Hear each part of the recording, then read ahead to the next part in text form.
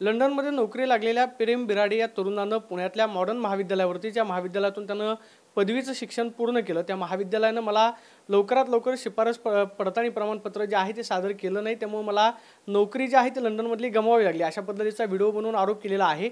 मात्र या सगळ्या प्रकरणानंतर प्रकाश आंबेडकरांनी ट्विट करून त्या विद्यार्थ्याला जात विचारली आणि तो दलित निघाला, त्यामुळे त्याला प्रमाणपत्र देण्यात आलं नाही, उशीर झाला अशा पद्धतीचा आरोप केला। मात्र मॉडर्न महाविद्यालयानं नक्की या सगळ्या प्रकरणामध्ये काय कार्यवाही केलेली आहे, त्यांच्याकडे नक्की मेल कधी आलेला होता किंवा विचारणा कधी झाली, आपल्याबरोबर प्रोग्रेसिव्ह एज्युकेशन सोसायटीचे सचिव आणि मॉडर्न महाविद्यालयाचे उपप्राचार्य डॉक्टर श्यामकांत देशमुख सर आहेत। आपण थेट त्यांच्याशी संवाद साधणार आहोत। सर, सुरुवातीला हे सांगा की प्रेम बिराडे तरुण असेल किंवा मग प्रकाश आंबेडकर असतील, त्यांनी जो आरोप केलेला आहे त्या आरोपांमध्ये तथ्य आहे का?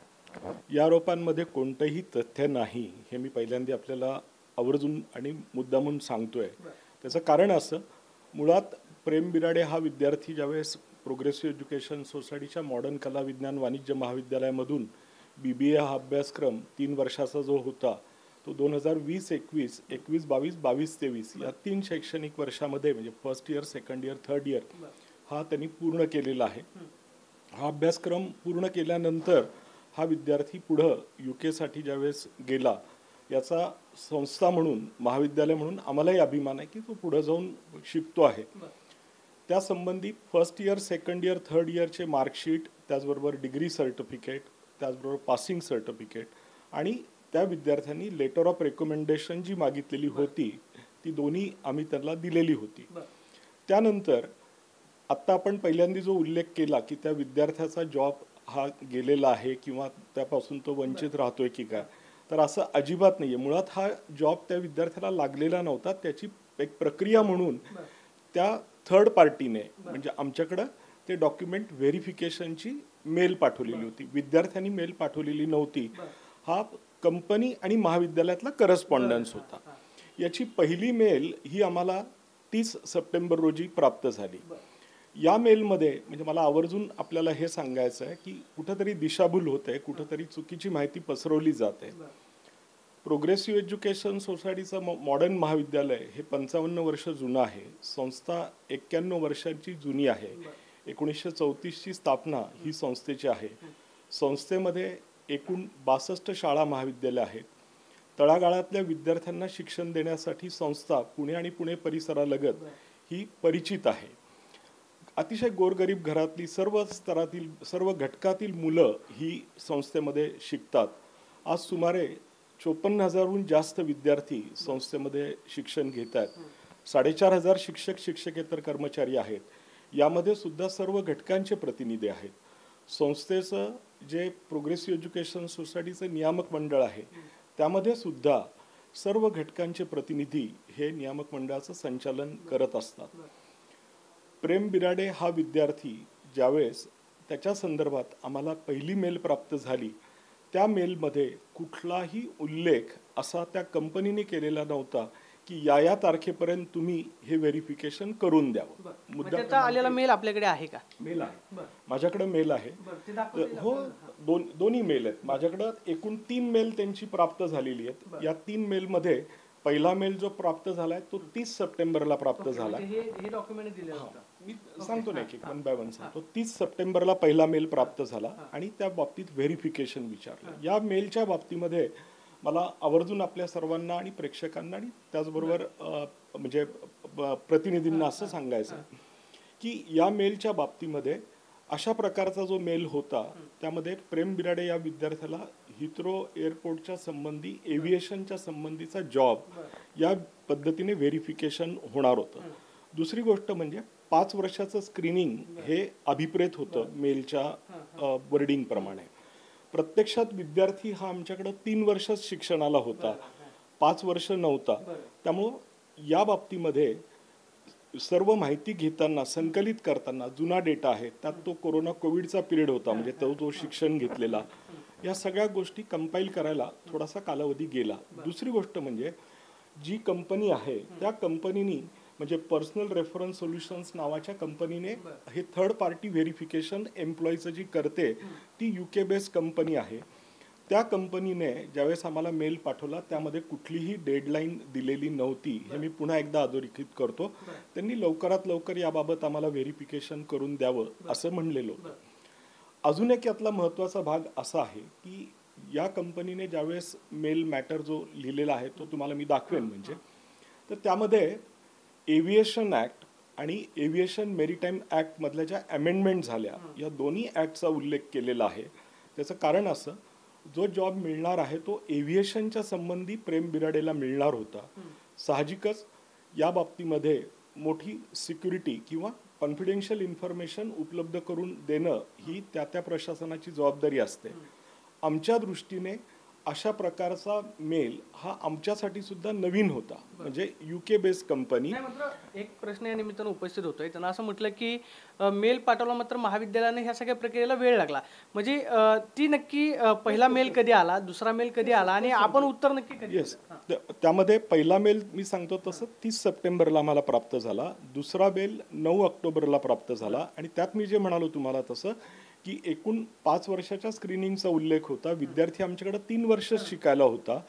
तर त्या दृष्टीने आम्ही पोलिसांकडे देखील पत्रव्यवहार केलेला आहे आणि या विद्यार्थ्याला 14 ऑक्टोबरच्या तारखेचं आम्ही जे बोनाफाईड सर्टिफिकेट आणि त्याचबरोबरीने जो कंपनीने प्रोफार्मा भरून मागितलेला होता तो प्रोफार्मा त्यांना मेल केलेला आहे. अजून एक महत्त्वाचं की यामध्ये ज्यावेळेस असं पसरवलं जातं की त्या विद्यार्थ्याचा जॉब गेला, तसं नाही आहे. त्याचं कारण असं की काल आम्हाला 11:30 वाजता, म्हणजे माझ्याकडे ती मेल पण आहे, 11:31 ही मेल आम्हाला प्राप्त झाली की त्या विद्यार्थ्याची माहिती ही तुम्ही फर्निश करा, म्हणजे आम्हाला त्या विद्यार्थ्याला जॉब देता येऊ शकेल, म्हणजे आफ्टर व्हेरिफिकेशन. आणि आमची मेल त्यांना प्राप्त झालेली आहे. त्यामुळे बोनाफाईड सर्टिफिकेटही दिलेलं आहे, तो प्रोफार्माही भरून दिलेला आहे. आणि इतर जी 2 वर्षाची माहिती जर आम्हाला पोलीस विभागाकडून प्राप्त झाली तर ती सुद्धा आम्ही फर्निश करू. त्यामुळं त्या विद्यार्थ्याचा जॉब गेला आहे असं म्हणणं या सगळ्या प्रकरणामध्ये की ज्यावेळेस ही सगळी कागदपत्रांची पडताळणी सुरू होती किंवा त्याचं महाविद्यालयातलं पाठीमागचं रेकॉर्ड जे आहे ते काही तपासण्यात आलं का, किंवा अशा पद्धतीचं काहींचं म्हणणं होतं की त्यानं महाविद्यालयांवरती आरोप केलेले होते किंवा काय, किंवा त्यानं असंही म्हटलं की बाबा कागदपत्रांची पडताळणी करत असताना जात विचारण्यात आली.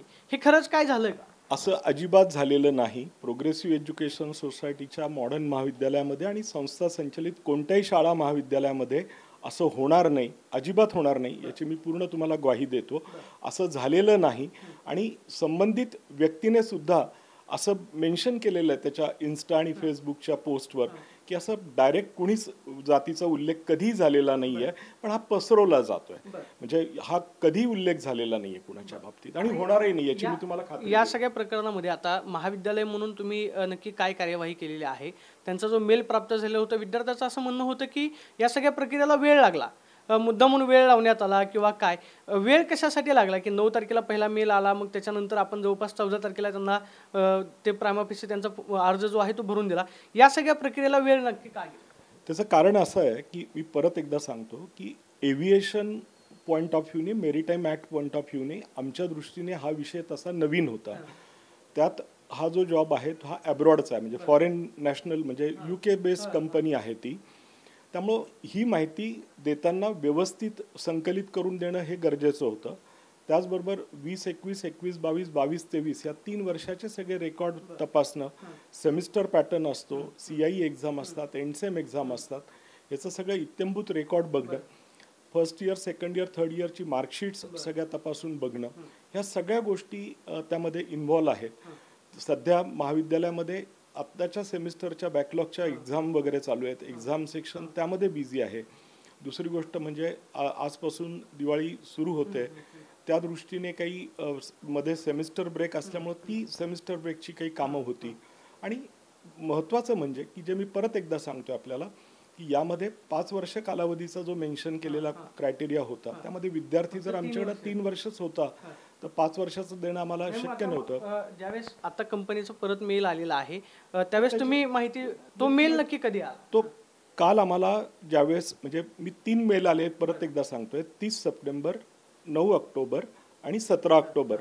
17 ऑक्टोबरचा जो मेल आला आहे त्यामध्ये स्पष्ट उल्लेख आहे की लवकरात लवकर आम्हाला ही माहिती उपलब्ध करून द्यावी.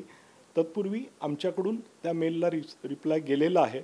त्या विद्यार्थ्याचं बोनाफाईड सर्टिफिकेट, कंपनीला अभिप्रेत असलेला 3 वर्षाचा सगळा डेटा हा मी सबमिट केलेला आहे आणि त्या विद्यार्थ्याला हे सगळं व्हेरिफिकेशन झाल्यानंतर जॉब मिळणार होता. त्यामुळं आपण जे म्हणालात की त्या विद्यार्थ्याचा जॉब गेला आहे किंवा तो काम करत होता आणि त्यामुळे त्याचा जॉब गेला, माहिती दिली नाही म्हणून, मुळात हे सगळं व्हेरिफिकेशन झाल्यावर त्याला जॉब मिळणार होता. त्यामुळे आता त्या विद्यार्थ्याला नोकरीमध्ये समावेशन करण्याच्या दृष्टीने सर्व मार्ग पूर्ण मोकळे झालेले. विद्यार्थ्याशी काय महाविद्यालयाचं बोलणं झालंय का? त्यानं जे महाविद्यालयावरती आरोप केलेले आहे कालही बोललोय आणि विद्यार्थ्याला हे सगळे डिटेल्स दिलेले आहेत. कालही म्हणजे व्हिडिओ कॉलवर त्यांच्याशी संपर्क साधलाय. ज्यावेळेस आमच्याकडं काही प्रतिनिधी आले होते आंदोलनाच्या दृष्टीने, त्यावेळेस मी डायरेक्ट त्यांच्याशी पण बोललो आणि ते डॉक्युमेंट्स दिलेले आहेत. विद्यार्थ्याला सुद्धा ते डॉक्युमेंट्स आहेत आणि हे जे सर्टिफिकेट आहे की हे बोनाफाईड सर्टिफिकेट हे अपलोड केलेलं आहे आम्ही कंपनीच्या. हो, कंपनीला जे पाहिजे. मुळात हा एक लक्षात घ्या साहेब की हा जो कम्युनिकेशनचा पार्ट आहे किंवा हा जो पूर्ण व्यवहार जो असतो दोन कंपन्यांमधला आणि महाविद्यालयातला संवाद आहे. म्हणजे विद्यार्थी आम्हाला डायरेक्ट व्हेरिफिकेशन नाही मागू शकत. ती थर्ड पार्टीनी कंपनीनी व्हेरिफिकेशन केलेलं आहे आणि विद्यार्थ्यांनी यामध्ये कुठल्याही पद्धतीने इंटरफेअर करणं. विद्यार्थ्याचं असं म्हणणं होतं की तुमच्या महाविद्यालयाचा विद्यार्थी आहे का एवढंच विचारलं होतं, तेवढं हे सगळं करायला प्रक्रियेला बराच वेळ. लेटर ऑफ रेकमेंडेशन दिलं. तेच सांगतो तुम्हाला की यामध्ये मी परत एकदा उल्लेख करेन या बाबतीतला की ज्या मेल आम्हाला प्राप्त झाल्या त्यामध्ये एव्हिएशन ॲक्ट आणि मेरीटाईम ॲक्ट हा आमच्या दृष्टीने सुद्धा नवीन विषय होता. दुसरी गोष्ट म्हणजे 5 इयर स्क्रीनिंग हे त्यामध्ये उल्लेख केलेला होता. तर त्या बाबतीत सुद्धा कसं आहे की जर विद्यार्थी हा आमच्याकडे 3 वर्ष अभ्यासक्रमाला असेल तर 5 इयर्सचं स्क्रीनिंग करताना आम्हाला काही कायदेशीर प्रक्रिया करायला लागेल की त्याची पुढची मागची माहिती ही संबंधित पोलीस विभागाने त्यामध्ये जात विचारली नाही किंवा तसं नाही विचारली जाणार नाही, कदापि तसं होणार नाही आणि झालेलं पण नाहीये.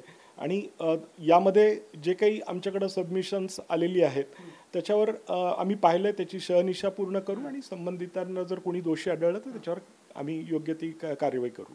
आपण पाहतोय की या सगळ्या विद्यार्थ्यांना जे आरोप केलेले आहेत, थर्ड पार्टी आम्हाला लंडनमधल्या कंपनीनं जे आहे ते रिकमेंडेशन मागितलेलं होतं. त्यांचे जवळपास 3 मेल आलेले होते. काल आलेल्या सुद्धा मेलला आम्ही माहिती जी आहे ती पाठवलेली आहे. मात्र कंपनीनं 5 वर्षाची माहिती मागितली. विद्यार्थी आमच्याकडं 3 वर्षासाठीच होता, त्याची माहिती आम्ही दिलेली आहे. मात्र 2 वर्षाची माहिती जर आम्ही काही मिळाली ती सुद्धा देऊ. मात्र विद्यार्थ्याला महाविद्यालयामध्ये कुठल्याही कर्मचाऱ्यानं अथवा अधिकाऱ्यानं जात विचारली नाही किंवा त्या संबंधानं काय त्याच्यामध्ये तशा पद्धतीचा दोष आढळला तर आम्ही कारवाई करू, अशा पद्धतीची प्रतिक्रिया श्यामकांत देशमुख सरांनी दिल्याचं पाहायला मिळते. Camera person Rohit Sonve, Pradeep Kapse, TV9 Marathi, Pune.